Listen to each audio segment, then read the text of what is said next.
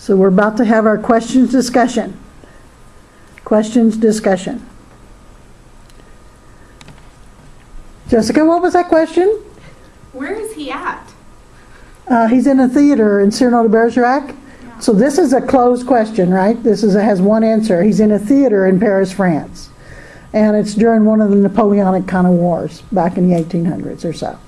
Okay, call on somebody. Mike. Does confidence overcome abnormality? Okay. So, when we saw Temple Grandin this last week, and by the way, Erin is going to send the link for the Temple Grandin in case you want to see that. That's going to be great. It's something that you can lie down and listen to, and she has some unique speaking skills. She uses her wit. But I think when she was developing her confidence as part of her motivation, one of the things, and anyone else who was there, please add on, one of the things that I got out of that was that even though she was different, and obviously different with autism, her mom forced her to be normal, forced her to learn manners, and she used the word forced. But she uses, for the parents in the audience, she said, if they have to expand their experience, and that her mom expected her to expand her experience. So one of the things she said was that she sent me to this ranch, and she said, I hated going, I didn't want to go, but that's where I discovered my love of animals. Her love of animals and a way to see animals. And going to school, even though she was made fun of, she found a niche, a group of students who were like her in clubs and different things.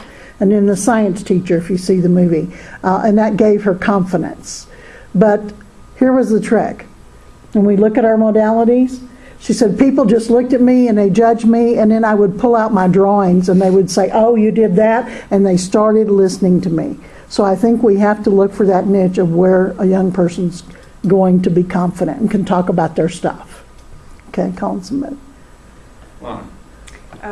Question, or do I go on the next one? Question. How many of the things that Cyrano mentions are allusions to famous historical events, quotes, literature, or art? Okay, so now we have an AP question.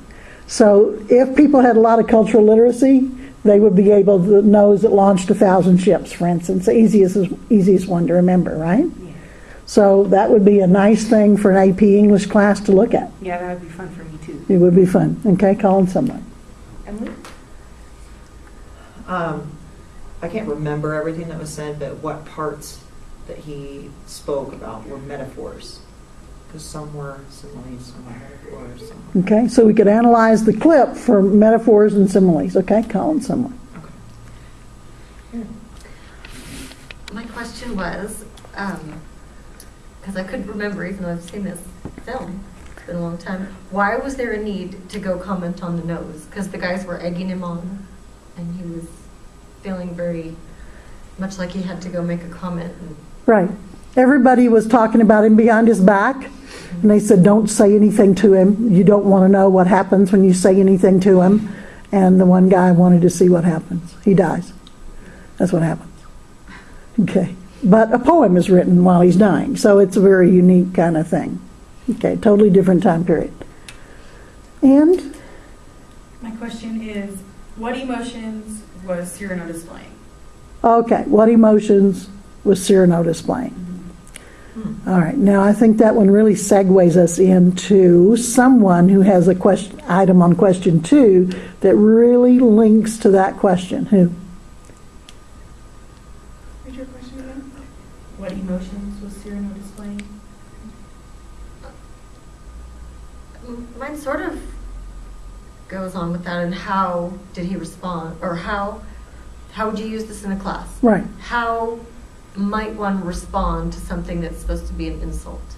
He's turning it around so that he appears to be more intelligent than the person poking fun. Okay.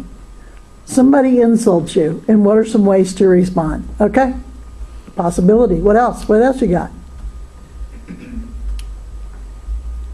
I've said that we could use it to talk about descriptive writing in the classroom. It was he had lots of different ways to describe his news. Yeah.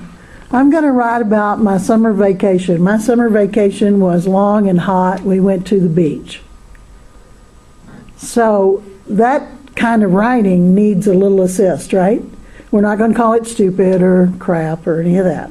But we're going to try to give some tools to elevate the writing, correct? Okay.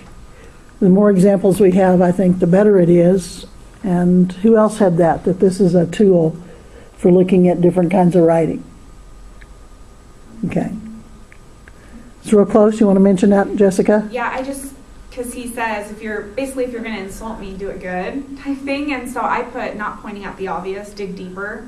So I'd probably use it before, we're not getting there yet. Yeah. So you could even give them little clips of something to go after seeing this clip, that they would have to write it and be more descriptive about it, right? Be more descriptive. Mike, what did you have on this one? For the how can we use it? Huh? I don't know. I thought that was just kind of a huge theme of all middle school, high school. How do we, if someone can embrace their abnormality, which we all have, through their confidence, then, through your social interaction with peers, to develop a sense of self. And I thought that was just kind of all together in social. Okay, so we want to embrace our uniqueness. Yeah. Okay. Not everyone's going to have a nose that will launch 1,000 ships, but we all have something unique. And we can find that uniqueness because other people might try to make fun of it. Well, that's what's so great about the character. He's kind of a hyperbole for those who have differences in their appearance that are really noticeable. Okay.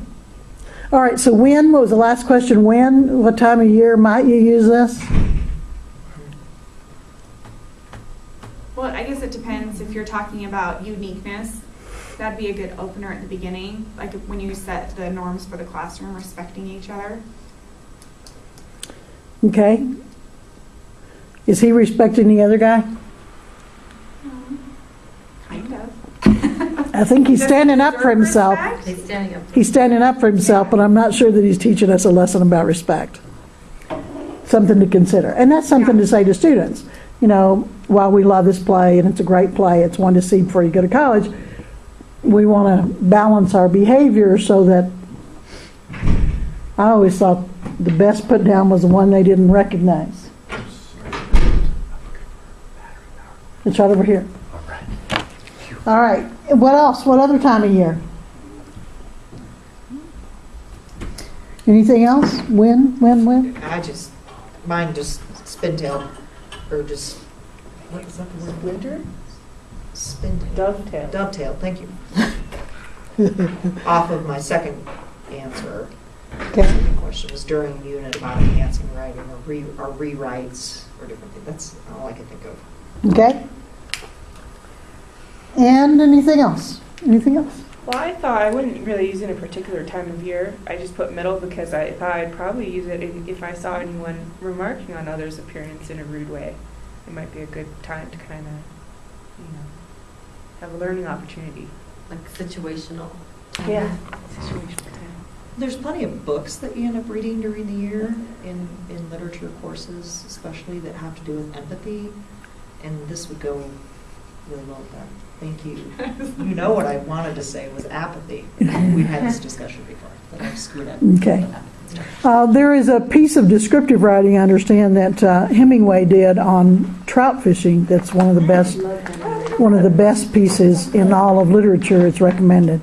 So for the English teachers, I'll just throw that in there. Okay, for me, when I'm developing public speakers, I want them to expand their inflection and their repertoire.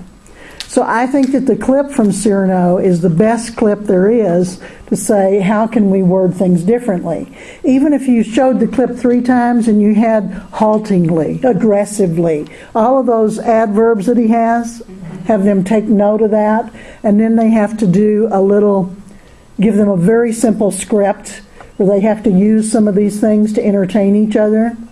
One time, and Kate may remember this, I'm not sure which 532 it was, everyone had to have a conversation as if they were, it's the little robot that went into outer space. Wally. There were 2 characters and they had to have a real conversation, and it had to be just like Wally. I love And so the voice was, oh, whatever. The voice did everything. And it was an impromptu thing that was done in 532. I only did it once. And it just really worked out, and I was impressed. I was impressed at how much could be communicated just with that. I think having these strategies for young people, and that's where it comes in. Last night we had our motivation discussion, and I asked people, what do you wish you'd learned in high school? And what happened, Alyssa? Most of them